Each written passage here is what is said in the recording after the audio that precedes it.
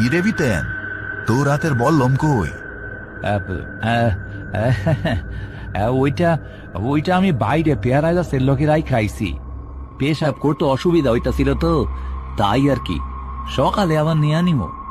আরিফ আর কিছু বলল না। সে বুঝতে পারল এই লোকটা বিতেন চৌকিদার নয়, বহুরূপী কোনো পিশাচ বিতেনের রূপ ধরে ঘরের ভেতর ঢুকে পড়েছে। আরিফ আস্তে করে সেলিমের পায়ের উপর পা দিয়ে চাপ দিল তাকে সতর্ক করার জন্য। ঠিক সেই মুহূর্তে দরজায় প্রচন্ড জোরে ধাক্কা পড়ার আওয়াজ হলো। আরিফ ভাই দরজা খোলেন। উস্তাদ, সেলিম, আমারে বাঁচান। আমার পিছে কি জানি দৌড়াই আসতাছে। দরজা খুলেন জলদি। গোয়াল ঘরের ভেতর এখন পিনপতন নীরবতা। সেলিম আতঙ্কে জমে গেল। সে একবার বাইরের দরজার দিকে তাকাচ্ছে, আর একবার মাদুরে বসে থাকা বিতেনের দিকে তাকাচ্ছে। উস্তাদ, বাইরে যদি বিতেন ভাই থাকে, তাইলে আমাগো সামনে এই মাদুরে কে বসে আছে? বাইরে তো তোর গলা শোনা যায় রে বিতেন। তুই কি দুইটা হইয়া গেলি নাকি? মাদুরে বসে থাকা বিতেন এবার মাথা তুলল। তার চোখের মণিগুলো স্বাভাবিক মানুষের মতো নয়, সেগুলো সাপের মতো লম্বাটে এবং হলুদ। সে এক ভয়ঙ্কর বাঁকা হাসি দিল। দরজা খুইলা দে আরিফ, তোর আসল বিতেন যে ভিতরে আন। তারপর তো 3 জন রে আমি এক লগে ধইরা চিবাইয়া খামো। বাইরে থেকে আসল বিতেন চৌকিদার তখনও দরজায় পাগলের মতো ধাক্কা দিচ্ছে আর কাঁদছে।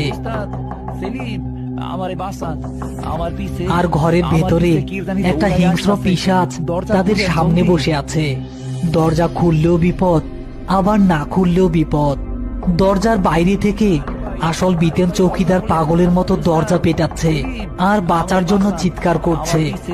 আর ঘরের ভেতরে হ্যারিকেনের আলোয় মাদুরের ওপর বসে থাকা বহুরূপী পিশাচটা তার হলুদ সাপের মতো চোখ বের করে বিকটভাবে হাসছে।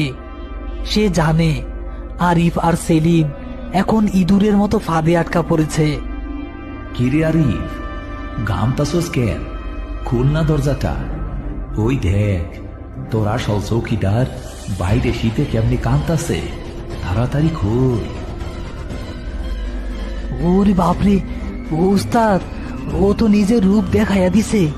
ওর নখগুলা দেখেন কেমন বড় বড়। আমারে বাঁচান উস্তাদ। আরিফ ভয় পায়নি, বরং তার চোখ তীক্ষ্ণ। সে খুব দ্রুত পুরো গোলাঘরটায় একবার চোখ বুলিয়ে নিল। ঘরের ডান দিকে ছাদের কাছাকাছি প্রায় 15 ফুট উঁচু ধানের বস্তার একটা বিশাল স্তূপ সাজানো আছে, যেগুলোকে একটা মোটা বাঁশ দিয়ে ঠেস দিয়ে রাখা হয়েছে। আরিফের মাথায় একটা দারুণ বুদ্ধি খেলে গেল। আরে সেলিম, তুই খামোখা ভয় পাইতাছস। মাদুরে যে বিতেন বইসে আছে, এই যাই তো আসল। হ্যাঁ উস্তাদ, আপনি কি পাগল হইছেন? ওর চোখগুলা দেখেন না? এই বোকা, চুপ। আমি যা কইতাছি চুপচাপ এইটা কর। আরে সেলিম, বাইরে যেটা চিল্লায় সেইটা ধামচোর ভূত। আমাকে বিটেন বাই তো ঘরের ভিতরই আছে, তুই চিন্তা করিস না। বহুরূপী পিশাচটা আরিফের কথা শুনে একটু থমকে গেল।